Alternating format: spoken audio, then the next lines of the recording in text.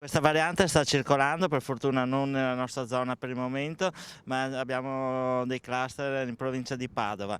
Quindi massima attenzione, stiamo procedendo ad un aumento dell'attività per l'effettuazione di tamponi. Un aumento del numero di tamponi che si traduce in un piano straordinario di rafforzamento della sorveglianza epidemiologica, con lo scopo di individuare quanto prima eventuali casi di positività alla variante Delta del Covid. Passeremo da 1400 circa che facciamo ogni giorno a 2200 e abbiamo coinvolto Confindustria, andremo nelle unità produttive di questo territorio con superiori ai 100 lavoratori. Non solo, i tamponi potranno essere effettuati gratuitamente presso i centri di vaccinazione, il punto tamponi dell'ospedale, ma anche in 2 supermercati del territorio, l'Emisfero a Bassano e il Famila di Zanè. Iniziamo già domani mattina nei CVP e poi abbiamo allestito anche un'ambulanza che girerà anche il territorio e nei centri commerciali che abbiamo individuato. Non è necessaria l'impegnativa e neppure la prenotazione, l'adesione è su base volontaria. Invitiamo la popolazione a recarsi